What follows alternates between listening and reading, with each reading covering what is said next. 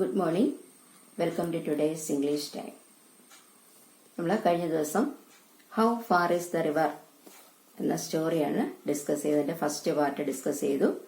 അതിൽ ഈ സ്റ്റോറിയിലെ ഒരു കുട്ടി അവന് വളരെ നാളുകളായിട്ട് ഉണ്ടായിരുന്ന ഒരു ആഗ്രഹമായിരുന്നു അവന്റെ വീടിനടുത്തുകൂടെ ഒഴുകുന്ന ഒരു റിവർ കാണുക എന്നുള്ളത്. അവന്റെ പേരൻസ് വീട്ടിലില്ലാതിരുന്ന ഒരു സമയം നോക്കി അവൻ ഈ നദി കാണാൻ പുറപ്പെട്ടു. വഴിയിൽ ചെങ്കുത്തായ വളഞ്ഞു പുളഞ്ഞ ദുർഘടമായ റോഡായിരുന്നു. അവൻ വഴിയിൽ ഒരു വുഡ്കട്ടറിനെ കണ്ടു. വുഡ്കട്ടറിൽ നിന്ന് നദിയിലേക്കുള്ള ദൂരം മനസ്സിലാക്കി അവൻ വീണ്ടും മുന്നോട്ട് നടന്നു. അങ്ങനെ ഒരു താഴ്വരയിലെത്തി അവൻ അവിടെ ഒരു പെൺകുട്ടിയെ കണ്ടു. അവിടെ വരെയാണ് നമ്മൾ കഴിഞ്ഞ വീഡിയോയിൽ ഡിസ്കസ് ചെയ്തത്. ഇനിയും അവൻ മുന്നോട്ട് നടന്നപ്പോൾ വഴിയിൽ ആരെയൊക്കെയാണ് മീറ്റ് ചെയ്തത്. അവന് ആ നദിയിലെത്താനും നദിയിലെ വാട്ടർ തൊട്ടറിയുവാനും അവന് സാധിച്ചു എന്ന് നമുക്ക് നോക്കാം.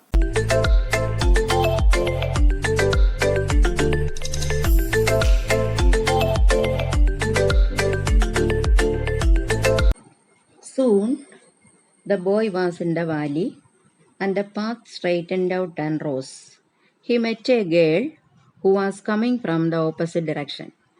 She held a long curved knife with which she had been cutting grass. The bangles she wore made music when she moved her hands, and it was as though the hands spoke a language of their own. The boy met a girl in the valley, and she had a long curved knife in her hand. She had been cutting grass with it.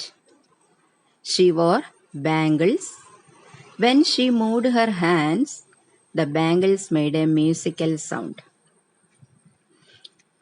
പെൺകുട്ടിയുടെ കയ്യിൽ ഒരു അരിവാളുണ്ടായിരുന്നു. അവൾ അതുകൊണ്ട് grass cut ചെയ്യുകയാണ്. ഇങ്ങനെ grass cut ചെയ്തുകൊണ്ടിരിക്കുമ്പോൾ ഇവളുടെ കയ്യിൽ കിടക്കുന്ന ബാംഗിൾസ് ഒരു മ്യൂസിക്കൽ സൗണ്ട് പ്രൊഡ്യൂസ് ചെയ്തു. ഇത് കേട്ടിട്ട് റസ്കിൻ ബോണ്ട് എന്താണ് പറഞ്ഞത്? The hands are speaking A language of their own. What does the expression mean? ആ എക്സ്പ്രഷന്റെ അർത്ഥം എന്താണ്? As the girl moved her hands, her bangles made a musical sound. The writer said that they were talking in their own language.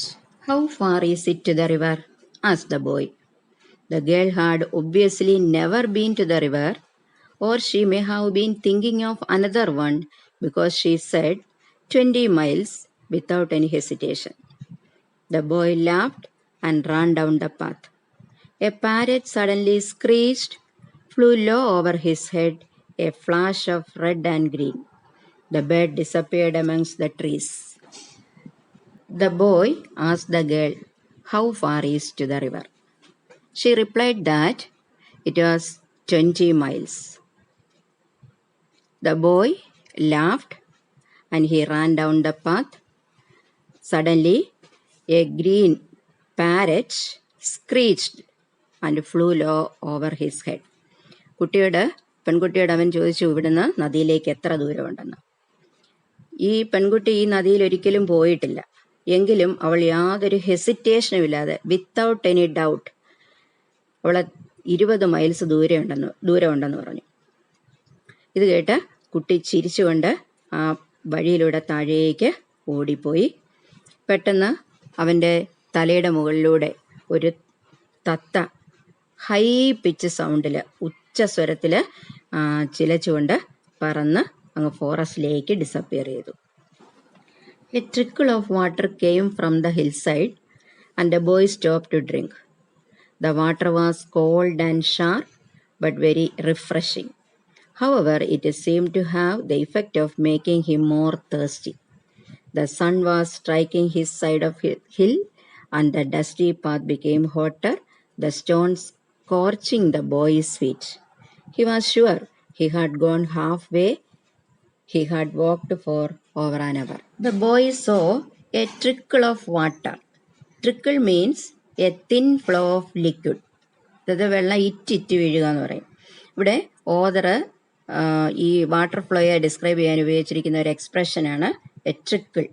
A trickle of water came from the hillside, and the boy stopped to drink.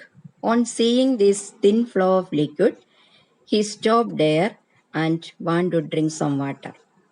The water was cold and sharp, but very refreshing. വളരെ തണുത്ത വെള്ളമാണ്. But it is refreshing, ഉന്മേഷപ്രദമാണ്. Cold and sharp meaning ഭയങ്കര തണുപ്പെന്നാണ്, piercing called എന്നാണ്. However, it seemed to have the effect of making him more thirsty. അവന് ഈ thin flow of liquid കണ്ടപ്പോൾ അവന്റെ ദാഹം കൂടി.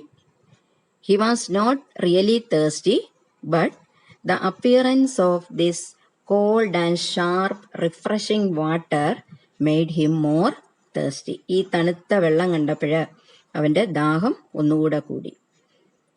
The sun was striking his side of the hill. നല്ല വെയിലുണ്ട്, അവൻ നടക്കുന്ന ആ ഹില്ലില് നല്ല സൂര്യപ്രകാശമുണ്ട്. ആ ഡസ്റ്റി പാത്ത് വളരെ ചൂടുള്ളതായിരുന്നു. The dusty path became hotter and the stones scorching the boy's feet. ആ ചുട്ടുപഴുത്ത കല്ലുകള് ആ കുട്ടിയുടെ കാലുകളെ ചുട്ടുപൊള്ളിപ്പിച്ചു. He was sure he had gone halfway. അവന് നല്ല ഉറപ്പുണ്ടായിരുന്നു, ഞാൻ ഒരു ഹാഫ് വേ എങ്കിലും നടന്നിട്ടുണ്ടെന്ന്. Because he had walked for over an hour. So why was the boy sure that he had covered half the way? Because the boy knew that he had walked for over an hour. So the boy was sure that he had covered half the way. Presently he saw another boy ahead of him driving a few goats down the path. How far is the river? He asked. The village boy smiled in a friendly way and said, Oh, not far, just round the next hill and straight down. Presently meaning soon. പെട്ടെന്ന് അവന് ഈ കുട്ടി അവൻ്റെ തൊട്ട് മുന്നിലായിട്ട് വേറൊരു ബോയിയെ കണ്ടു. What was that boy doing? He was driving a few goats down the path. വഴിയിലൂടെ കുറെ ആടുകളെയും മേയിച്ചുകൊണ്ട് പോകുന്ന ഒരു കുട്ടിയായിരുന്നു. The boy asked, how far is the river? എത്ര ദൂരമുണ്ട് നദിയിലേക്ക് എന്ന് നമ്മുടെ ഈ കുട്ടി ഷെപ്പേഡിനോട് ചോദിച്ചു. Village boy smiled in a friendly way. വളരെ സൗഹൃദത്തോടെ പുഞ്ചിരിച്ചുകൊണ്ട് പറഞ്ഞു, oh, the river is not far. ഒത്തിരി ദൂരമല്ല, ഈ കുന്ന് ചുറ്റി നേരെ താഴേക്ക് പോകുമ്പോൾ ആ റിവറിലെത്തുമെന്ന് പറഞ്ഞു. The river is not far, just round the next hill and straight down. The boy, feeling hungry, unwrapped his loaf of bread and broke it in halves, offering one portion to the village boy. They sat on the hillside and ate in silence. The boy, feeling hungry, ഈ കുട്ടിക്ക് വിശപ്പ് തോന്നി. അവന് opened the loaf of bread in his hand. പൊതിഞ്ഞ കയ്യിൽ വെച്ചിരുന്ന ആ bread അവൻ ഓപ്പൺ ചെയ്തു. and break it into 2 halves and offering one portion to the village boy. ആ വഴിയിൽ കണ്ട വില്ലേജ് ബോയ്ക്കും പകുതി കൊടുത്തു. They sat on the hillside and ate in silence. അവര് ആ ഹിൽ സൈഡിലിരുന്ന് നിശബ്ദരായിരുന്ന് ആഹാരം കഴിച്ചു. സിറ്റ് പാസ്റ്റ് ഫോം ആണ് sat, eat past form ate. When they had finished, they walked on together and began talking and talking. The boy did not notice the smarting of his feet and the heat of the sun and the distance he had covered and the distance he had yet to cover. But after some time, his companion had to diverge along another path and the boy was once more on his own. When they finished eating, അവർ ആഹാരമൊക്കെ കഴിച്ചു കഴിഞ്ഞിട്ട് they walked on together, began talking and talking. അവര് സംസാരിച്ചുകൊണ്ട് ഇങ്ങനെ നടന്നു. The boy did not notice the smarting of his feet. അവന്റെ കാലിന്റെ വേദനയോ പിന്നെ the heat of the sun, ചൂടോ, എത്ര ദൂരം കവർ ചെയ്തെന്നും ഇനി എത്ര ദൂരം കവർ ചെയ്യാനുണ്ട്, ഇതൊന്നും അവൻ ശ്രദ്ധിച്ചില്ല. They talked together. But after some time, the companion, his friend, had to diverge along another path. അവന് മറ്റൊരു വഴിയിലേക്ക് തിരിഞ്ഞുപോയി ആ വന്ന ആ ഷെപ്പേർഡ് ബോയ്. വീണ്ടും നമ്മുടെ ഈ കുട്ടി ഒറ്റയ്ക്കായി. The boy was once more on his own. He missed the village boy. He could not be seen. His own home was also hidden from view by the side of the mountain. The river was not in sight either. He began to feel discouraged. He was sorry he had finished the bread. He might want it later. The boy missed the companion. ആ village ബോയിയെ അവനെ miss ചെയ്തു, അവനെ കാണുന്നില്ല. He could not be seen. His own home was also hidden from view. ഈ ബോയിയുടെ, നമ്മളെ ഈ യാത്ര ചെയ്യുന്ന കുട്ടിയുടെ വീടും അവന്റെ കണ്ണിൽ നിന്നും അപ്രത്യക്ഷമായി. The river was not in sight either. റിവറും കാണുന്നില്ല. So the boy felt discouraged. അവൻ നിരാശ തോന്നി. Why did the boy feel discouraged? Because he was alone. He couldn't see the river yet, and his home was also hidden from view. വീടും കാണുന്നില്ല, റിവറും കാണുന്നില്ല, ആകെ അവൻ തനിച്ചേയുള്ളൂ. അതുകൊണ്ട് അവന് ഒരു നിരാശ തോന്നി. He was sorry he had finished the bread. അവൻ ആ ബ്രെഡ് മുഴുവനും തീർത്തതിൽ വിഷമം തോന്നി. He might want it later. പിന്നീട് എന്തെങ്കിലും ആവശ്യം വന്നാലോ എന്നവനൊരു വിഷമം തോന്നി. He was determined to see the river.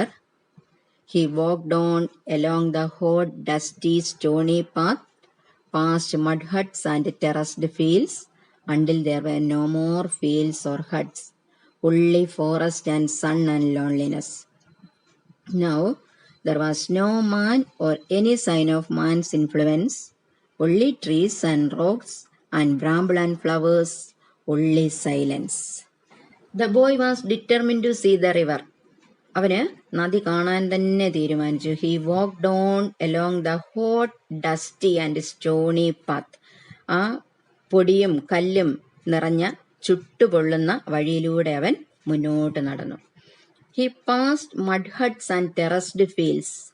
അതായത് കുടിലുകളും അതേപോലെ തട്ടുതട്ടായ കൃഷിസ്ഥലങ്ങളും ഒക്കെ കടന്ന് ഫോറസ്റ്റ് ഉള്ള റീജിയനിലേക്ക് മാത്രം, ഒള്ളി ഫോറസ്റ്റ് മാത്രമുള്ള റീജിയനിലേക്ക് അവൻ നടന്ന് നീങ്ങിക്കൊണ്ടിരുന്നു.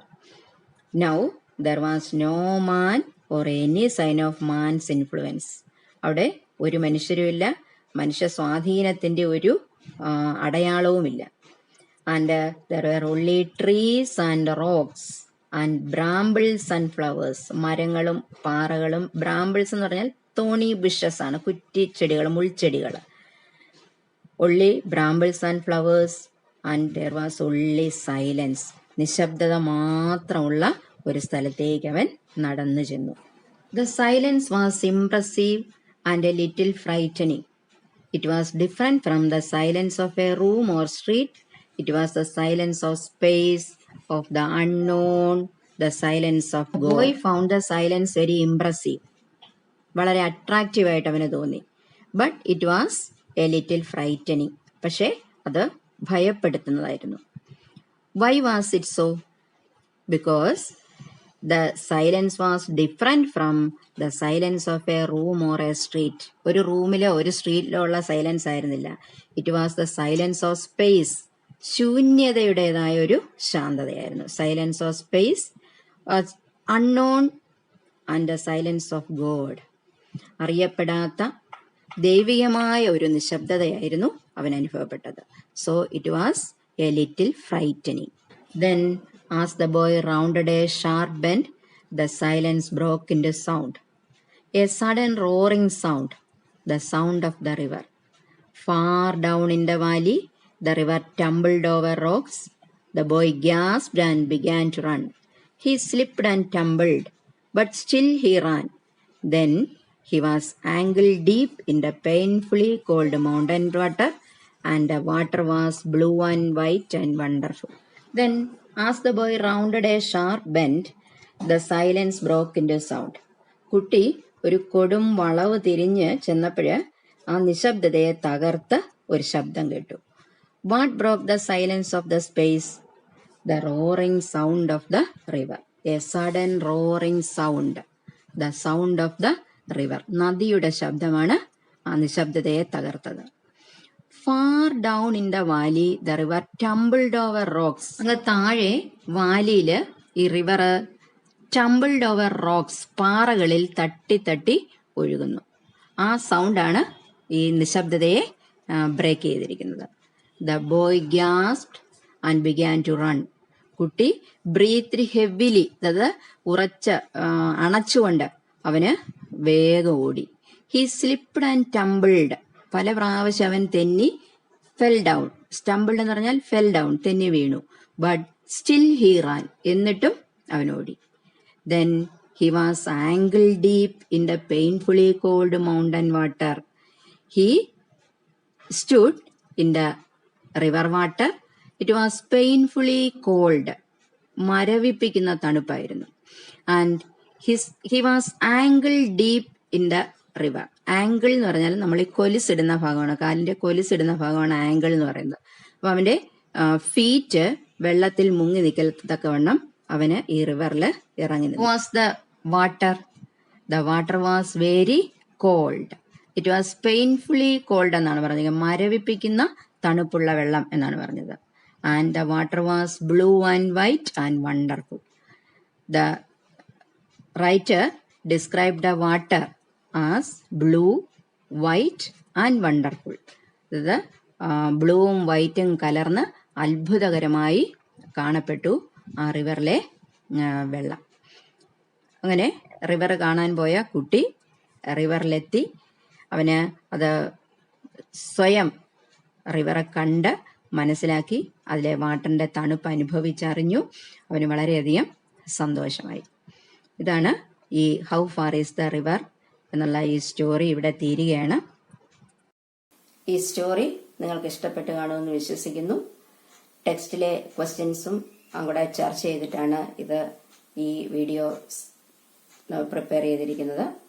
അപ്പം വീഡിയോ ശരിക്കും കാണുകയും സ്റ്റോറി ശ്രദ്ധിച്ച് കേൾക്കുകയും ചെയ്തതിന് ശേഷം ടെക്സ്റ്റിലുള്ള ക്വസ്റ്റ്യൻസിന് ആൻസർ ചെയ്യുക. ടെക്സ്റ്റ് ബുക്ക് വായിക്കുക. ഇംഗ്ലീഷിനെ സംബന്ധിച്ച് ഏറ്റവും പ്രധാനമാണ് റീഡിംഗ്. റീഡിങ്ങിലൂടെ മാത്രമേ നമ്മുടെ ഇംഗ്ലീഷിനെ നമുക്ക് ഇംപ്രൂവ് ചെയ്യാൻ സാധിക്കത്തുള്ളൂ. അതുകൊണ്ട് ടെക്സ്റ്റ് ശരിയായിട്ട് വായിക്കുക. Okay, thank you.